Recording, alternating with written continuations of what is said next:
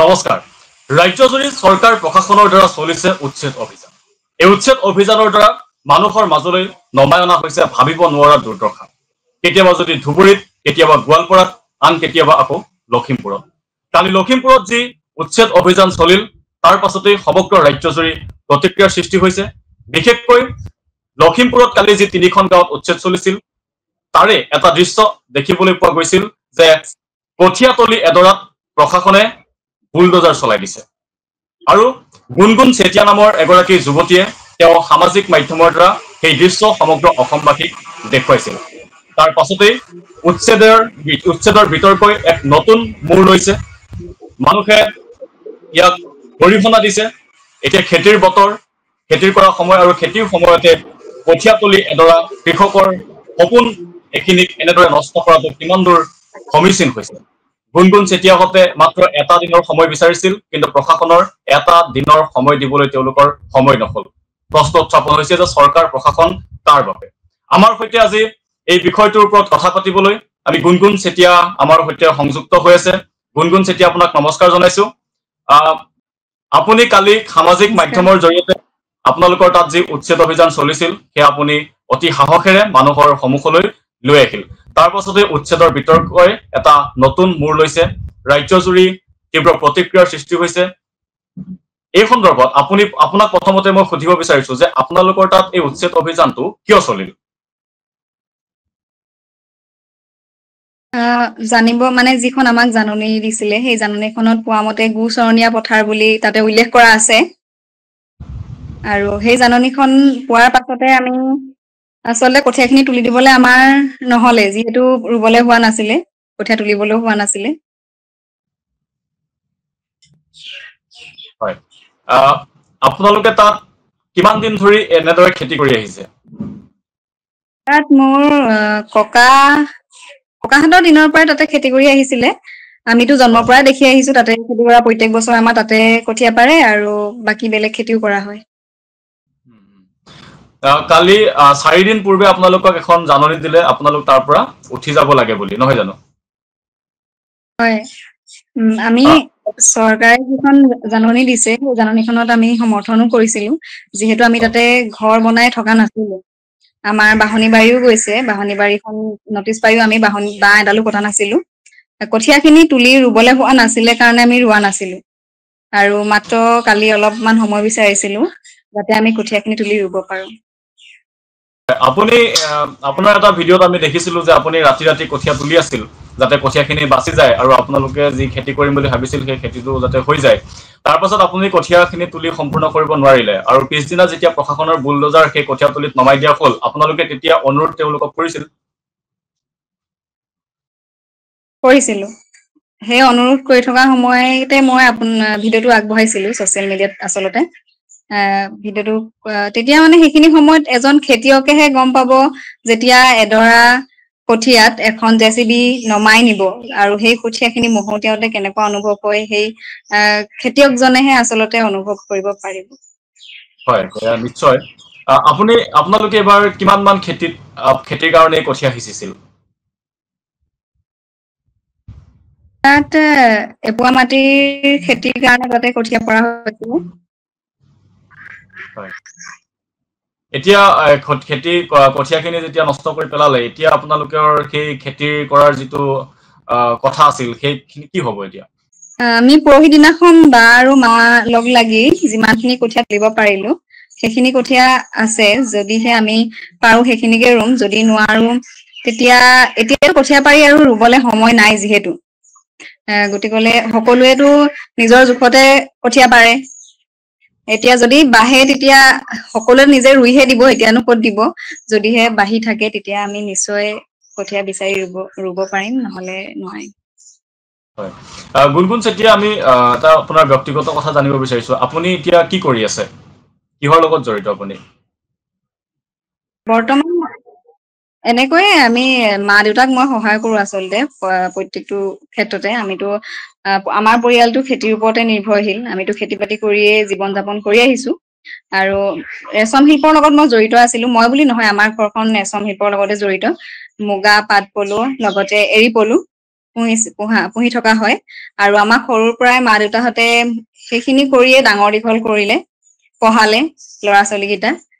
বৰ্তমান এতিয়াও আমাৰ মুগা সূতা কাটি থকাই হৈছিলে, এতিয়াও আছে কাটিবলে আৰু তেনেকৈ। হয়, আপুনি সঁচাকৈ খুব এটা আদৰ্শৰ নিদৰ্শন আপুনি দাঙি ধৰিছে এনেধৰণৰ কাৰ্যসমূহৰ দ্বাৰা। আপোনালোকৰ তাত যিটো কালি উচ্ছেদ অভিযান চলিল, কওকচোন আপুনি সেই গোটেই উচ্ছেদ অভিযানটোৰ বিষয়ে অকণমান।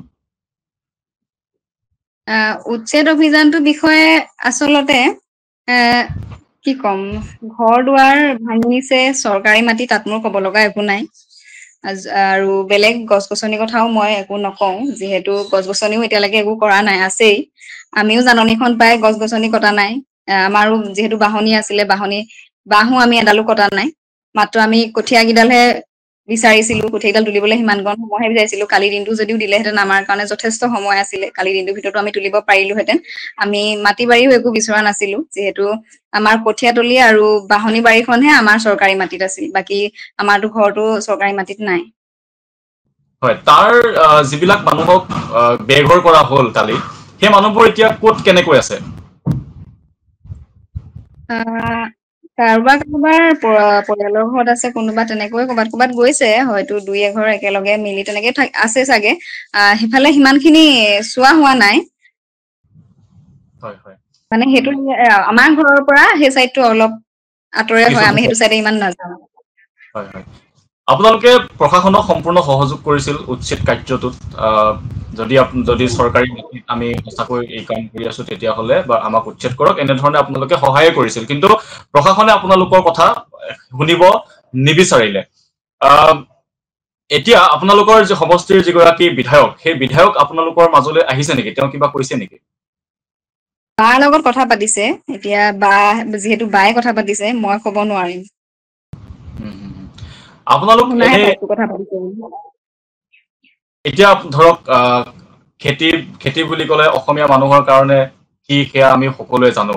আমি খেতিৰ ওপৰতে নিৰ্ভৰশীল। খেতি কেৱল আমাৰ অকল কেৱল খাবৰ কাৰণে আমাৰ খেতি নহয়, আমাৰ এইটো সংস্কৃতি, পৰম্পৰা ইত্যাদি লগত আমাৰ খেতি জড়িত। এতিয়া আপোনালোকৰ খেতিখিনি এনেকৈ নষ্ট কৰি পেলোৱা হ'ল। মই আপোনাক সুধিব বিচাৰিছো যে আচলতে চৰকাৰৰ ওচৰত, যেতিয়া হিতাধিকাৰী আঁচনিৰ ওচৰত এই খেতিৰ পৰম্পৰা বা খেতিৰ গুৰুত্বটো ক'ৰবাত নাইকিয়া হৈ গৈছে বুলি আপুনি অনুভৱ কৰে নেকি? যিহেতু ইয়াত যিসকলে উপস্থিত আছিলে, সেইসকলে কালি অন্তত এবাৰ হলেও উপলব্ধি কৰিব লাগিছিলে এমুঠি ভাতৰ মূল্য কিমান। আমিতো সকলোৱে ভাত খাওঁ। আৰু সেই এবছৰৰ কাৰণে কৰিবলগীয়া খেতি, কঠীয়াখিনি তাতে পাৰি থোৱা হৈছিলে। আমি ইমান অনুৰোধ কৰাৰ পাছত যিহেতু সেই কঠীয়াডৰাত JCB খন উঠাই নিবলৈ অকণো কুণ্ঠাবোধ নকৰিলে, গতিকলে কি ক'ম আৰু। মাটি বহুত লোকচান হৈছে। সেই মাটিত এতিয়া এই ফলত ইতিমধ্যে ৰুবৰ কাৰণে হাল বাইছিল। হয়। প্ৰশাসনে আপোনালোকক পৰৱৰ্তী সময়ত কিবা সুবিধা কৰি দিয়াৰ তেনেকুৱা আশ্বাস কিবা দিছেনে? সুবিধা বাৰ লগত যেতিয়া কথা পাতিছিলে, আমাৰ জিলাৰ যি MLA, তেখেতে কঠীয়াখিনি দিম বুলি কৈছে। কিন্তু এইটো নহয় যে কঠীয়াখিনি দিয়াটোৱে। মই বিচাৰো যাতে আমাৰ লগত যিটো পৰিস্থিতি হৈ গ'ল কালি, আমি যিটো পৰিস্থিতিৰ সন্মুখীন হ'ব লগা হ'ল, তেনেকুৱা যাতে আগলে আৰু নহয়। কঠীয়াটো ৰাইজেও সহায় কৰিব, চৰকাৰে নিদিলেও কঠীয়াখিনি আমাক ৰুবলৈ দিব যদি থাকি যায়। হয় হয়। সহায়টো তেনেকুৱা কৰিব কিন্তু খেতি কঠীয়া বাঢ়ি যায় আৰু তেনেকে আমি ভগাই লওঁৱেই। হয়। সেইটোৱে শেষ কথা নহয়। হয়, প্ৰশাসনে সুবিধা কৰি নিদিলেও আপোনালোকৰ আমাৰ যিটো পৰম্পৰা আমি জীয়াই ৰাখিব পাৰো। কিন্তু কথাটো সেইটো নহয়। চৰকাৰ প্ৰশাসন কাৰ বাবে? মানুহৰ বাবে চৰকাৰ প্ৰশাসন। গতিকে মানুহৰ বাবে তেওঁলোক আছে। আমাৰ দ্বাৰা তেওঁলোক নিৰ্বাচিত প্ৰতিনিধি আছে, চৰকাৰ আছে। গতিকে মানুহৰ কাৰণে তেওঁলোক। কিন্তু কালিৰ যিটো ঘটনা ঘটিল আপোনালোকৰ সৈতে, তাৰ পাছত আপোনালোক এটা প্ৰশ্ন হৈছে যে চৰকাৰ প্ৰশাসন আচলতে কাৰ বাবে? সেই প্ৰশ্নটো আপোনাৰ মনতো আহিছে? হয়।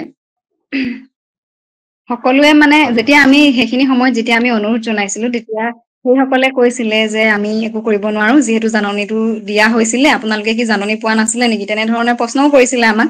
তেতিয়া আমি কৈছিলো যে কঠীয়াখিনি তুলিব নহলে আমি কি কৰিম, তুলি নষ্ট হব কঠীয়াখিনি। আৰু মই মোৰ ভিডিঅ' যোগেদি জনাই আছো যে মোৰ আইতা ঢুকালে, দেউতাৰ মাক ঢুকোৱাৰ কাৰণে আমাৰ কঠীয়া পৰা শেহতীয়া হল। যিদিনাখন আমি কঠীয়া পাৰিবলৈ যোগাৰ কৰিছিলো, যা যোগাৰ চলি আছিলে, সেইদিনাখনে মোৰ আইতা ঢুকাইছিলে। আৰু আইতা ঢুকোৱাৰ কাৰণে কঠীয়া পাৰিব নোৱাৰিলো। আইতাৰ সকাম যোৱা 11 দিনৰ পাছত আমি কঠীয়া পাৰিছিলো। আৰু কঠীয়াখিনি কৰাৰ পাছতে আমালৈ জাননী আহিছিলে, কঠীয়াখিনি উঠাই দিব লাগে। কঠীয়াখিনি বুলি নহয়, মানে চৰকাৰী মাটি যিসকলে বেদখল কৰি আছে সেইসকলৰ কাৰণে এটা জাননী আহিছিল। আৰু যিহেতু আমি সেইডোখৰ মাটিতে কঠীয়া পাৰিছিলো, তাৰ পাছতে যেতিয়া জাননীখন পালো তেতিয়া তুলিব হোৱা নাছিলে, সেইকাৰণে তুলিব নোৱাৰিলো, থাকি গল। আৰু আমি কালি ভবা নাই যে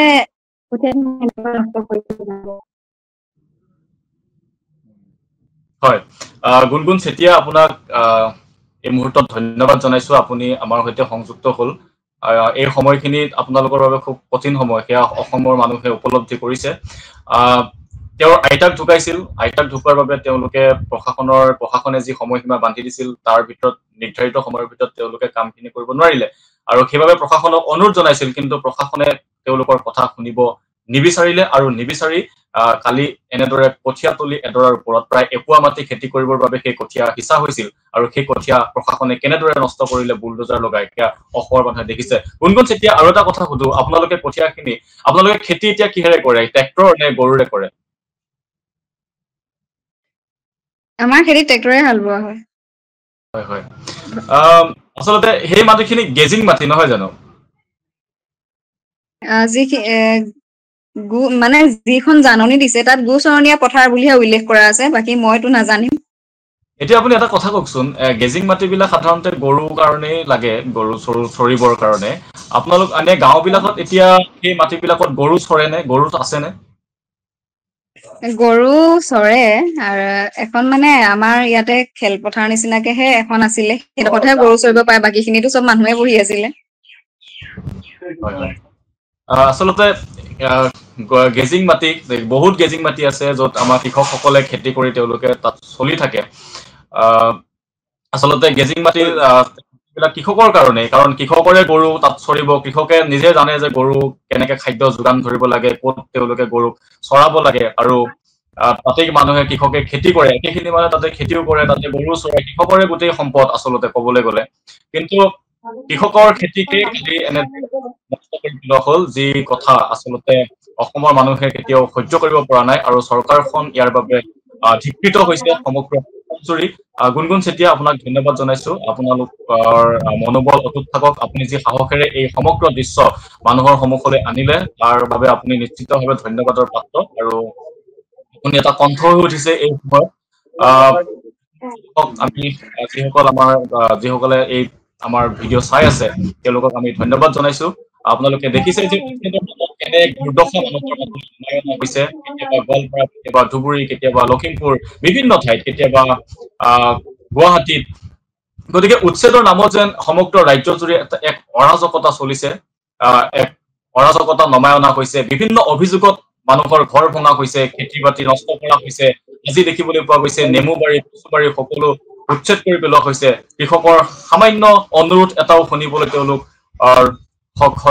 অনুৰোধ এটাও তেওঁলোকে ৰাখিবলৈ সক্ষম হোৱা নাই। আৰু এনেকুৱা সময় বাছি লোৱা হৈছে উচ্ছেদ কৰিবৰ বাবে, যেতিয়া কৃষকসকলে তাত খেতি কৰিছে, যেতিয়া কঠীয়া পাৰিছে, যেতিয়া নেমু খেতি কৰিছে, যেতিয়া কচু খেতি কৰিছে, তেনে এটা সময় বাছি লৈ আচলতে কৃষককে এক কঁকাল ভাঙাৰ বুলি ক'ব লাগিব, কৃষকৰ কঁকাল ভঙাৰ এক ষড়যন্ত্ৰত আচলতে চৰকাৰ প্ৰশাসন লিপ্ত হৈছে, যাতে সেই মানুহবিলাক যুগ যুগ ধৰি চৰকাৰৰ হিতাধিকাৰী আঁচনি হৈ থাকক, এনেধৰণৰ হয়তো চৰকাৰৰ মানসিকতা থাকিব পাৰে। আৰু তাৰ বাবে কৃষকক এইদৰে মাধমাৰ ফুটোৱা হৈছে। এই সন্দৰ্ভত আপোনালোকে কি ভাবে জনাব আমাৰ কমেণ্ট বক্সত। ধন্যবাদ।